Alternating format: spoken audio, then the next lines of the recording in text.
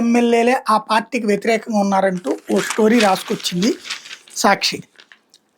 అయితే ఈ వాళ్ళ అంతర్గత వ్యవహారాలు. ఒకటి, టీజీ భరత్ మీద కోపం కేఈ ప్రభాకర్కు ఉంది. ఒకప్పుడు కర్నూలు జిల్లాని శాసించిన వాళ్ళు కేఈ కుటుంబం. ఇప్పుడు వాళ్ళని పక్కన పెట్టి వాళ్ళ కుటుంబానికి కాకుండా మంత్రి పదవి ఇచ్చింది.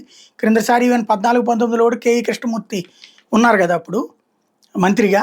ఆ స్టేజ్ నుంచి ఇప్పుడు ఒక్కళ్ళకి కూడా వాళ్ళ కుటుంబానికి లేకుండా ఇటు భరత్కి ఇవ్వడం అన్నటువంటిది నచ్చట్లేదు. కాబట్టి నువ్వు పద్ధతి మార్చుకోకపోతే నేను రంగంలోకి దిగుతానంటూ కేఈ ప్రభాకర్ స్టేట్మెంట్ అన్నటువంటిది ఇక్కడ కీలకం.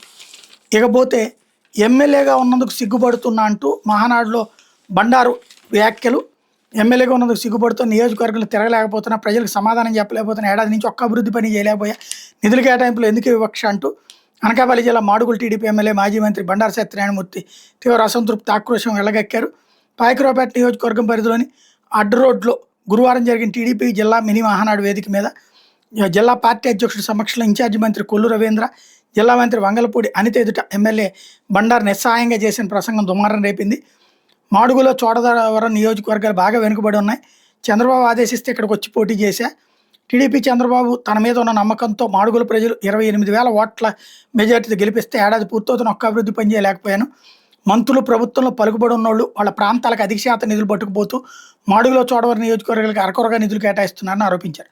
జిల్లాలో 6 నియోజకవర్గాలు 2 జనసేన పార్టీ వాళ్ళు అయితే టీడీపీ నుంచి గెలిచిన వాళ్ళు ఒకరు స్పీకర్గా మరొకరు హోంమంత్రిగా ఉన్నారు. మిగిలిన ఇద్దరిలో నేను చోడవరం ఎమ్మెల్యే కె రాజు ఉన్నత పదవులు లేకుండా నియోజకవర్గానికి మాత్రం పరిమితమై పనిచేయాల్సి వస్తుందంటూ అసంతృప్తి వెళ్ళగక్కారన్నటువంటిది రాసుకొచ్చింది. అలాగే అప్పట్లో మనం తెలివిగా రాజకీయం చేసి ఉభయ కమ్యూనిస్ట్ పార్టీలను రాష్ట్రంలో నిర్వీర్యం చేసేసాం.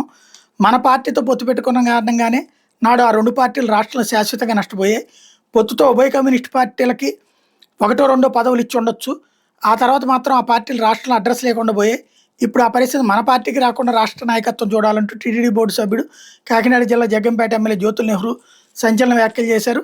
జనసేన బీజేపీ పొత్తుతో రాష్ట్రంలో తెలుగుదేశం పార్టీ నిర్వీర్యమైపోతుంది. ఈ పరిస్థితిని అధిష్టానం ఇప్పుడు గుర్తించబోతే టీడీపీ పరిస్థితి కూడా ఉభయ కమ్యూనిస్ట్ పార్టీల మాదిరిగా తయారవుతుంది. రాజకీయాల్లో కూటములు ఉంటాయి, పార్టీలతో కలిసి పనిచేసే విధానం ఉంటుంది.